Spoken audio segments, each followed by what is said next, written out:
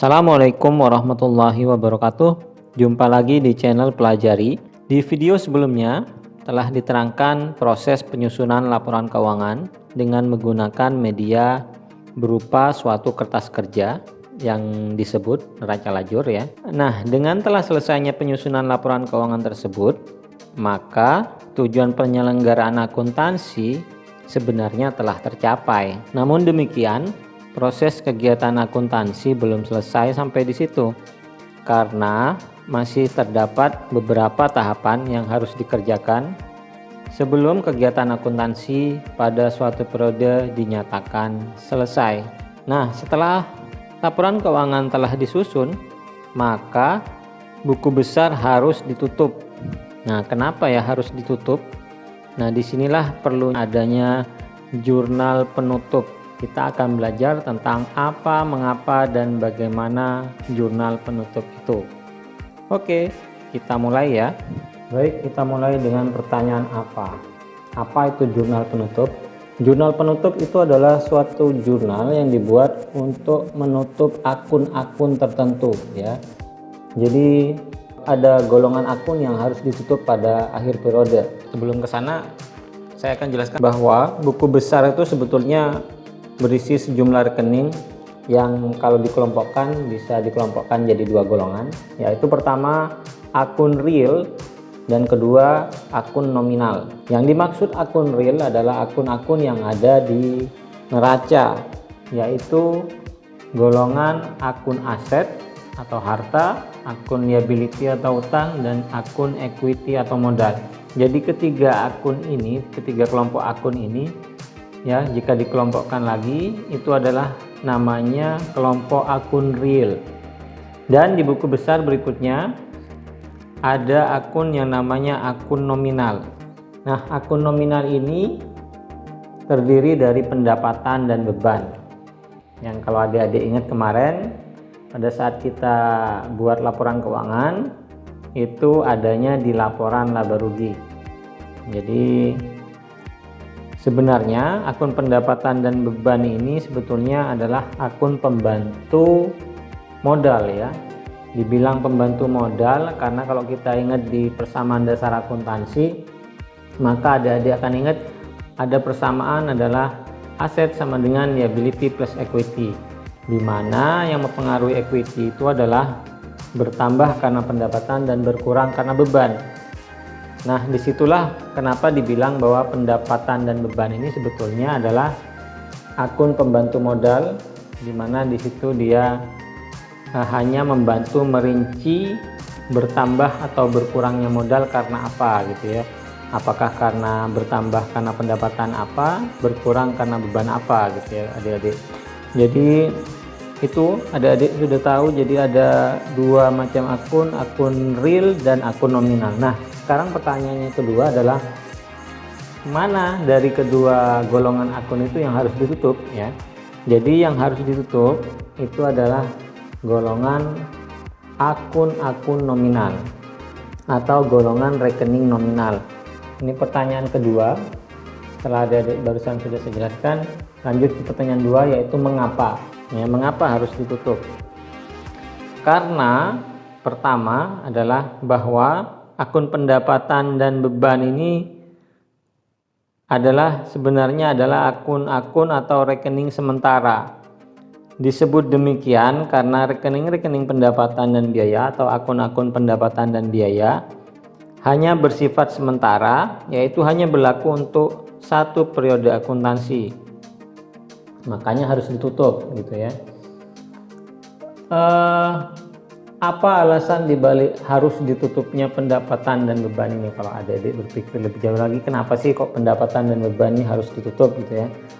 Kalau adik-adik ingat dulu pada waktu kita belajar tentang kerangka konseptual akuntansi di level 3 atau pedoman pelaksanaan di bagian assumption, adik-adik pasti masih ingat tentang periodicity, di mana di sana dijelaskan bahwa dalam membuat laporan keuangan, jadi untuk mengukur performa perusahaan, maka perlu dibuat suatu periode tertentu sehingga orang yang membacanya gitu ya bisa mengukur atau bisa membandingkan performa perusahaan periode ini dengan periode-periode sebelumnya, sehingga bisa membuat analisa-analisa tertentu.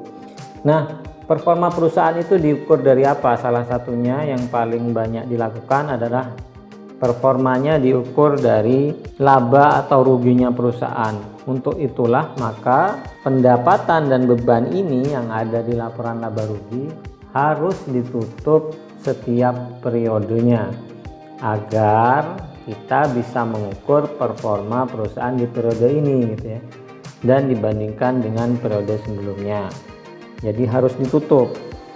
Kalau nggak ditutup maka otomatis jika nggak ditutup akun pendapatan dan beban ini, otomatis akan saldonya akan juga di situ akan ada angka-angka atau nominal-nominal dari periode sebelumnya yang mengumpul di buku besar pendapatan dan beban.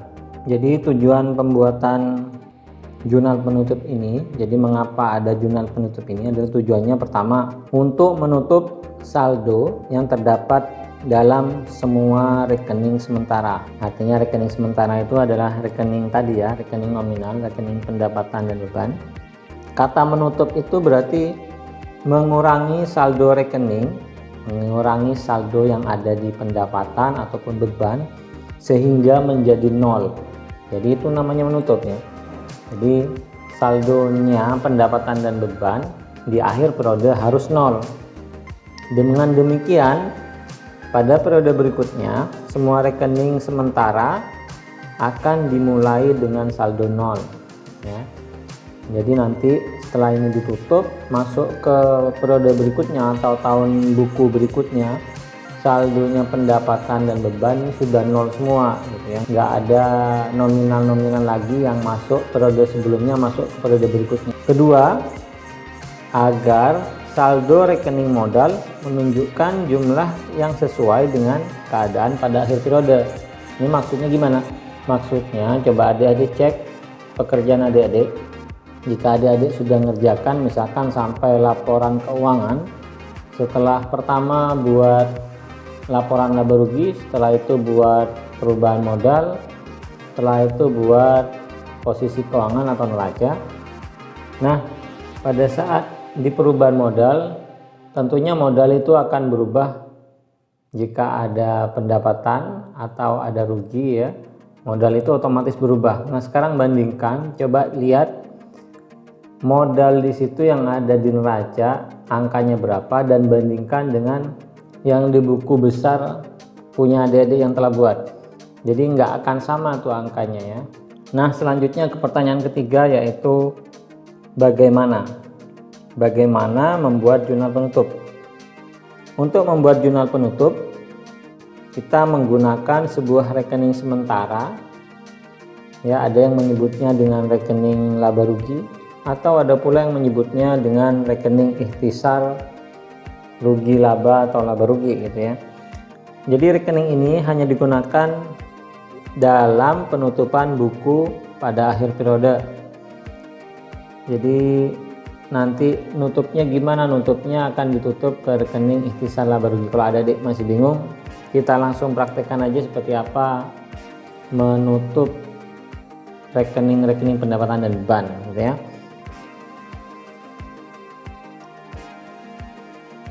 Baik, sekarang adalah langkah-langkah atau urutan penutupan rekening nominal.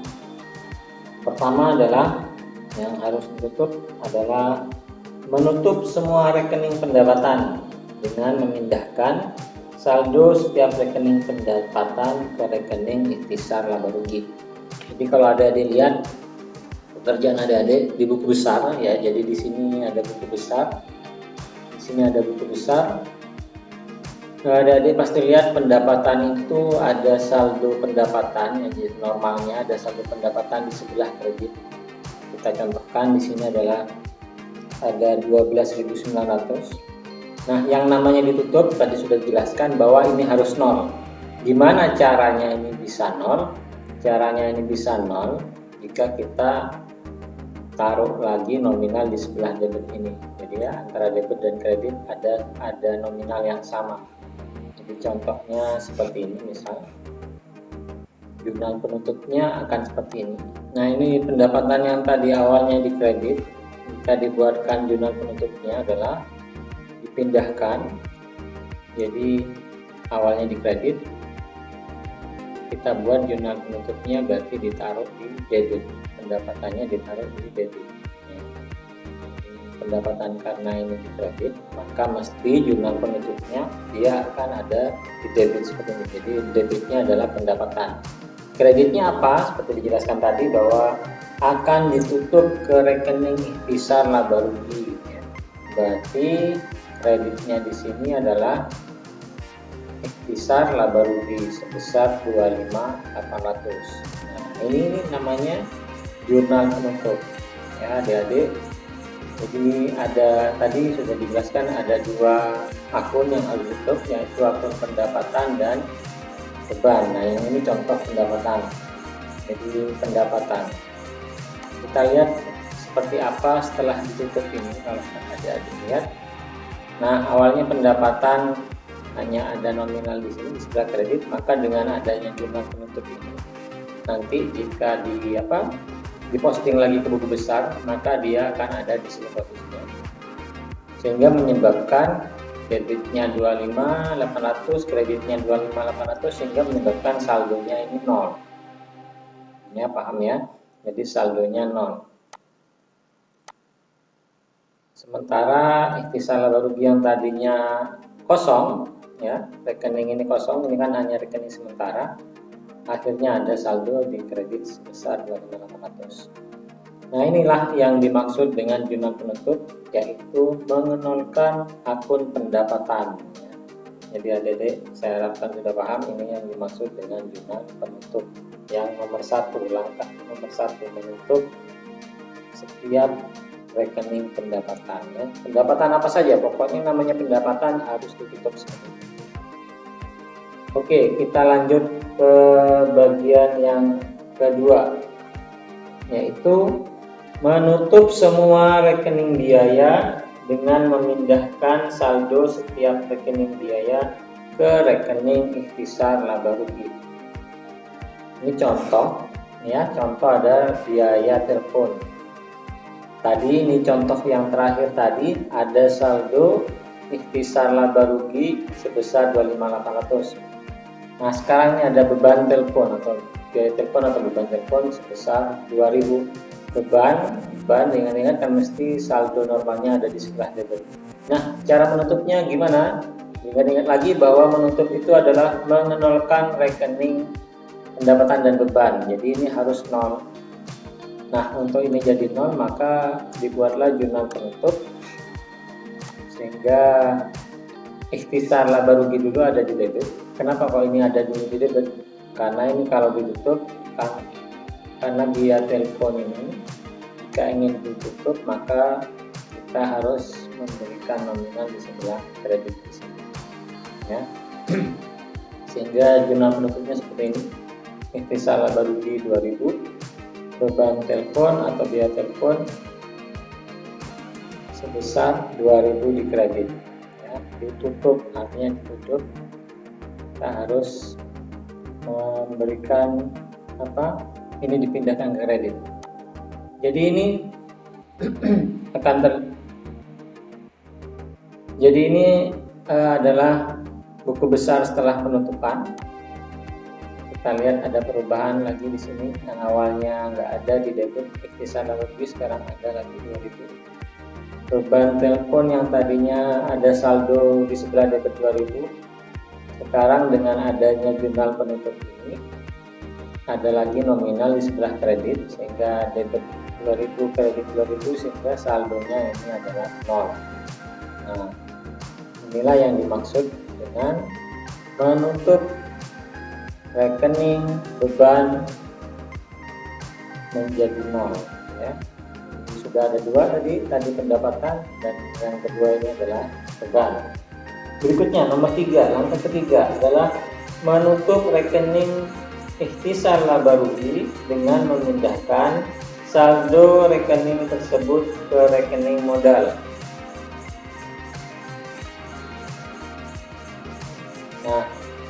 ini misal ya, ini misal kita kan punya banyak. Ini kenapa ini di sini ada banyak nominal di sebelah debit di ikhtisar laba rugi. Ini misal tadi kan hanya satu tuh contohnya, beban telepon. Nah sekarang jika sebenarnya kan beban tuh banyak. Nah ini contohnya kita persingkat. Ini misalkan sudah banyak beban-beban yang lainnya ada di sini. Jadi ada beban telepon, misalkan ada beban listrik, ini ada beban gaji misalkan ya. Ini beban lain-lain misalkan seperti itu. Jadi semua sudah masuk ke sini semua. Nah sekarang langkah ketiga tadi adalah menutup rekening ikhtisar laba rugi. Nah ya, jadi karena ini adalah rekening sementara, jadi ikhtisar laba rugi hanya sementara ya, hanya sementara ini untuk mengakali menutup pendapatan dan beban itu. Nutup kemana ya, harus diakali dibuatkan akun baru ikhtisar laba rugi ini ya. Jadi makanya ini juga harus ditutup. Nutupnya gimana? Tadi langkah ketiga sudah saya jelaskan adalah menutup rekening ikhtisar laba rugi dengan memindahkan saldo rekeningnya ke rekening modal. Nah, jurnal penutupnya seperti apa? Seperti ini ya. Ada, bisa lihat.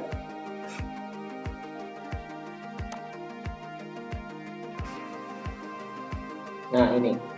Ikhtisar laba rugi ada di debit 1.300. Kenapa ada di debit di sini? 1.300 dapat dari mana ya? Ini adik-adik kalau dijumlahkan semua ini ada 24.500 ya ini ya. Kalau dijumlahin semua ini ada 24.500 ya. Jadi 24.500 itu kan harus nol. Makanya kalau harus nol di sini juga saldonya nominalnya harus 25.800. Untuk itu karena ini hanya 24.500 maka kurang 1.300 ya. Makanya ikhtisar laba rugi ini ada di debit 1.300. Kreditnya apa? Kreditnya modal. Jadi masuk ke modal sebelah kredit. Artinya adik kalau lihat di sini adik sudah tahu, oh berarti ini ada laba sebesar 1.300. Gimana kok bisa dikatakan laba ya? Karena modalnya bertambah. Kan modal bertambah di sebelah kredit seperti itu. Nah, ini setelah adanya jurnal penutup maka ini balance di sini 25.800, di sini 25.800 sehingga ikhtisar laba rugi saldonya 0. Berikutnya modal yang awalnya 10.000 ditambah 1.300 ya. Ini artinya ada pendapatan, ada kelebihan pendapatan dibandingkan beban atau bisa dibilang laba 1.300 sehingga saldo modal sekarang adalah 11.300. Ini pasti akan sesuai dengan nominal modal yang ada di neraca ya. Adik-adik setelah ini silakan cek nanti buku besar modalnya sama enggak yang dengan yang ada di neraca. Baik, yang terakhir sekarang jurnal penutup yang harus dibuat yang nomor 4 adalah menutup rekening privé jika ada ya. Jika enggak ada berarti enggak boleh. Jadi jika ada rekening privé maka harus ditutup dengan cara memindahkan saldo rekening tersebut ke rekening modal. Jadi ini adalah contoh privé. Jika ada privé, langkah keempat tadi sudah disebutkan bahwa privé harus ditutup dengan memindahkan saldo rekeningnya ke rekening modal. Jadi maka jurnal penutupnya akan seperti ini. Yang privé saldo normalnya di debit berarti dia nanti akan membuat jurnal penutup di sebelah kredit, ditutup ke kredit seperti ini, sehingga setelah penutupan ini inilah yang terlihat di buku besarnya. Privé akan ada di kredit di sini, debit dan kredit, sehingga menghasilkan akun privé yang bersaldo 0. Sementara modal akibat adanya privé ini maka saldo modal akan berkurang sebesar 300, nanti saldonya ini adalah 11.000. Sekian video kali ini tentang jurnal penutup. Jadi saya ulangi lagi bahwa apa itu jurnal penutup? Jurnal penutup adalah suatu jurnal yang digunakan untuk menutup akun-akun nominal, yaitu akun pendapatan dan beban. Mengapa harus ditutup? Karena akun nominal itu sifatnya hanya sementara sehingga harus ditutup, karena ini berkaitan juga dengan laba dan rugi. Untuk mengukur performa perusahaan antara periode ini dan periode sebelumnya, maka harus ditutup sehingga bisa diukur atau bisa dibandingkan performa perusahaan tahun ini dan periode-periode sebelumnya. Ketiga, bagaimana caranya?